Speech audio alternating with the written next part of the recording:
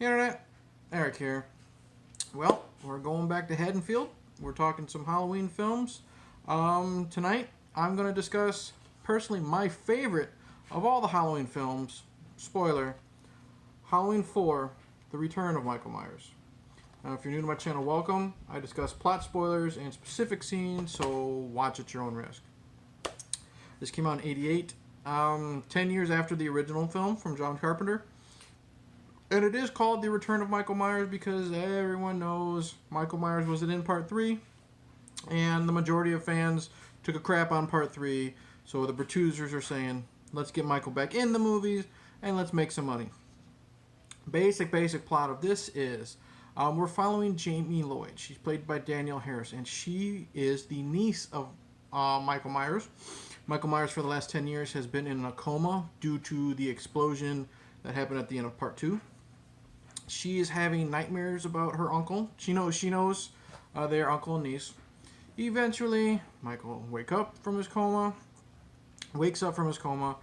kills the ambulance attendants, makes his way back to Haddonfield. Dr. Loomis is back to stop him and protect young Jamie. That's it. I fucking love this one. I said it earlier. This one is my favorite. And here's why. First off, Danielle Harris. I usually hate kid actors. Hate him with a passion. Jake Lloyd, anybody. He's just the first that comes to mind. She does great here. I really enjoy her performance. She's got a great scream. She's very likable. She's got a good chemistry with Ellie Cornell, who plays Rachel, her foster sister, stepsister, whatever, however you legally want to say it.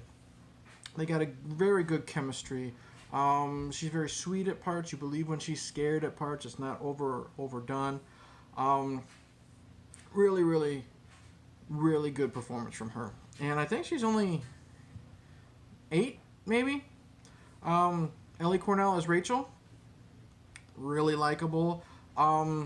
She starts off kind of being like this typical teenager. She wants to go on a date with her boyfriend. And she can't because she's got to take Jamie trick-or-treating. So she's got that little hissy fit, going on that you believe from a teenager, that's stuck watching their little sister instead of going and fooling around with her boyfriend. And then it changes that when Jamie is in danger, she takes that protector mode, and especially by the end, during the action sequence, it's really good. Really enjoy Ellie Cornell. Donald Pleasence. Once again, he is pursuing Michael, and to the end, he will stop at nothing to stop Michael and protect the town of Haddonfield. It's not too over the top. I do like how there's some continuity from Part 2. He does have some scar tissue on his face and on his hand from the burn. He gets in some action in this film. There's a scene where Michael has killed the gas station attendant so he can have the overalls. And Michael tears out of it, out of the gas station like a bat out of hell. It's like a gas station diner area. And the gas tanks are exploding, and Loomis is jumping out of the way, hiding behind stuff as it blows up, as he's firing his gun. Really good. And there's a little bit of comedy. And when I say comedy, I'm not like, ha ha ha, laugh out loud, but little chuckle parts. After that gas station scene, Loomis is trying to walk to Haddonfield. I don't know where the fuck he's at.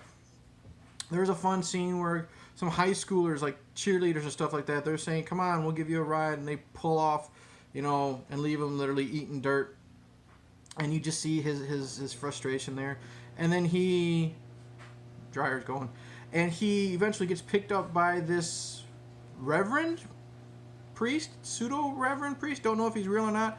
He's got, God will come bumper stickers inside his car, but he's also drinking whiskey out of a flask. And they share the whiskey. It's a nice little moment of peace, I guess.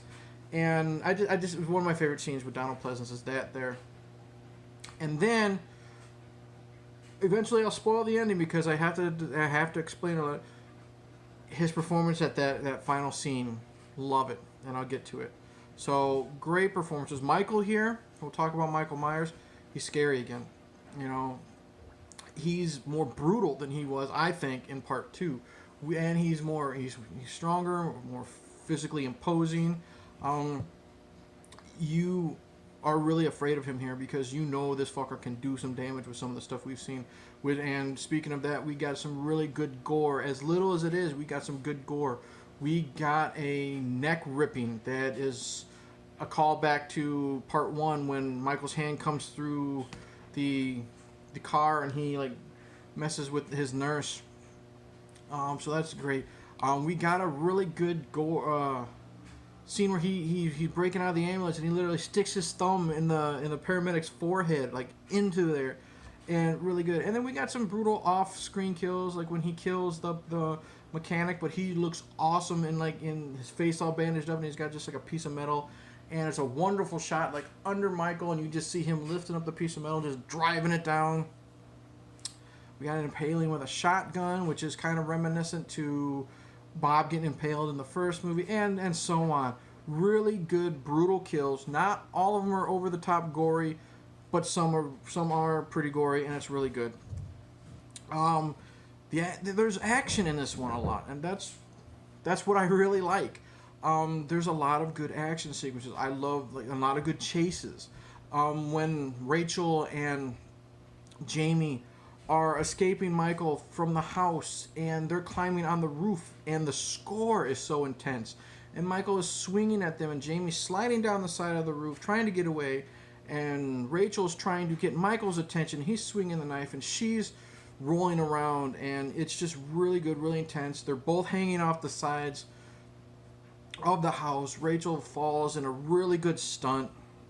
I love more. There's another group. How do I say this? It's not a side story, but eventually, word in town gets out, and the rednecks get involved. And you know the rednecks with their pickup trucks and their shotguns, and they're ready to take action in their own hands.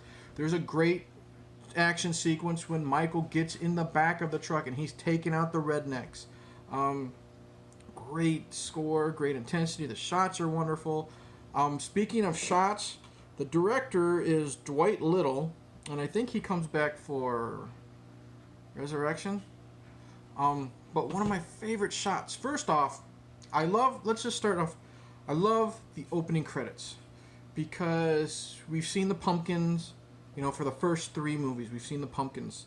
Here we're just on like an old abandoned farm and we see Halloween decorations and stuff blowing in the wind and it gives us really creepy vibe. And then we cut to Michael being transferred from the insane asylum or wherever the fuck he's been in a coma for 10 years. And there's these great camera shots. I love how the music hits right as the doors burst open as they're pulling him on this stretcher, and it's like I don't know the technical term, but shot from under them, like on the side of the cement, shooting up at them. Love it. I love the shot of when Loomis finally sees Michael in the gas station, and Michael's standing there in the background, but you just see the camera just zoom in as he's not moving, but the camera is just following him. Awesome shot. Never seen that before, at least up until then. Love this director, at least with this film. But yeah, the action sequences are good. I love the scene where and the creativity. Eventually, Michael has cut the power to the town because he's thrown someone on top of like a giant power circuit grid or whatever, and it fries the power to the town. So they're all holed up in the sheriff's house. Loomis and Rachel and Jamie, and then Rachel's boyfriend, who is played by Sasha Mitchell from Buffy the Vampire Slayer. And is it Sasha Mitchell? It doesn't say. I think his last name's Mitchell. He's from Dazed and Confused as well. And whoever this hot fucking blonde is, they were fooling around. They got caught. And so you got them trying, the tension of that little love triangle thing, which isn't overly stupid because you don't focus on it so much. But you got them trying to escape as Michael's breaking in. And I love the reveal of how you find out Michael is in the house. I won't spoil that, but the use of candles and lighting and just a wonderful holy shit moment. Love it. What else was I talking about? The action sequences. intensity. The end. We'll get to the end. Well, first off, before I talk about the end, let's talk about the negativity. Not much, but I will say I hate the mask. I do not like this generic looking mask at all. It's not terrifying. It's very cheap. It looks like this thing right back here. Okay, I got this thing for like maybe $10. It's not good at all. Hate it. But if you can get past that, this movie is so great. And then we'll talk about, one thing about the mask, there's a scene where Loomis and the girls are hiding in a school, and for some reason the mask is even blonde. So Dwight Little, you fucked up there.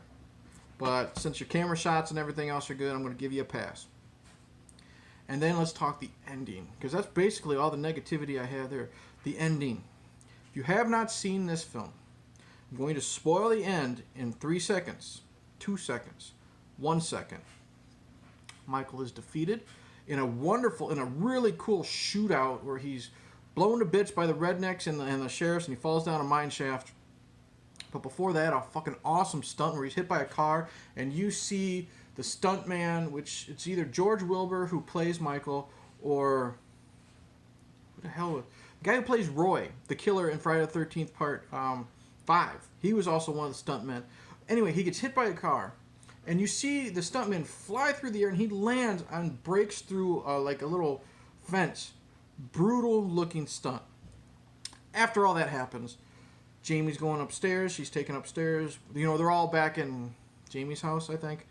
The sheriff and Loomis and everybody, and the step parents or foster parents, what have you. And the mom's going to take Jamie upstairs for a bath so she can have a nice relaxing bath. And then we get another nod to the original. We get the POV shot with a mask. Jamie attacks her stepmother with some scissors, which is cool because right before Michael was blown to shit, Jamie walked to Michael and held his hand.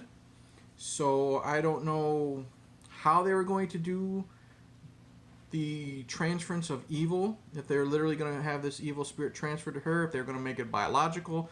But Jamie is now psychotic. She attacked her stepmother with scissors, and everyone hears a scream. And you see Loomis run up the stairs, and he looks, and he gives this blood-curdling scream, and no, and I cannot recreate it, but the fear and terror in his eyes and in his voice is so phenomenal. And then the unexpected happens. We see a close-up of Jamie, and she's standing there in her little clown outfit. She's holding up, the bloody shears, because I think they're like, scissors from knitting. And she's doing the slow breathing.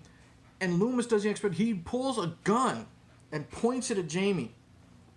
And because he knows, he's like, shit, this isn't over. It's gotten a hell of a lot worse because now this little girl is Michael all over again. And he almost shoots Jamie. And what makes this scene even better is the sheriff runs up. He yanks Loomis's arm down, and he pulls his gun because he doesn't know what the fuck's going on.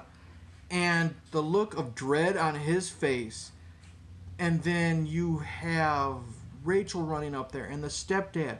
And they all look, and they have this look of shock and fear on their face. It sells this moment as Loomis is still screaming no. And then we cut to Jamie once again holding the shears or whatever. And she's doing like the Kane Hodder breathing, the cut to black.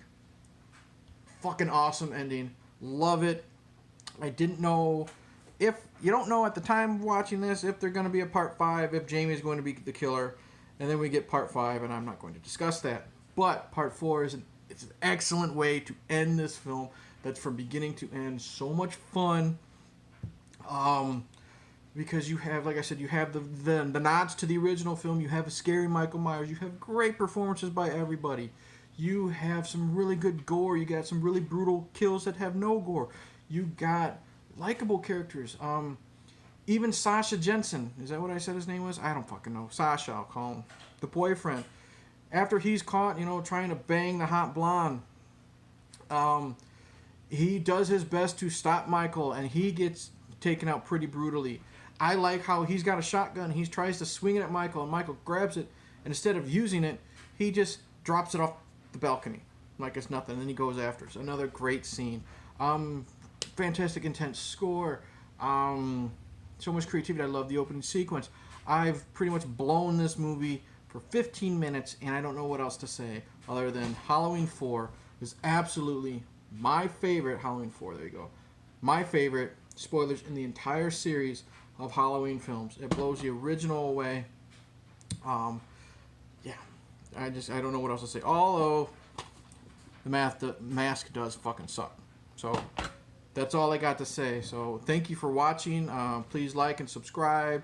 Click the stupid bell. Comment below. Tell me if you agree that Halloween 4 is the best. Tell me if you think I'm wrong and you think that Halloween 5 is better or whatever. Like, subscribe, share, all that stupid shit. By the end of this month, I will have all of the Halloween films reviewed. I don't know if I will have the new one reviewed, or I don't know if I'll have the series finished before the new one comes out. However, it will be done by the end of October.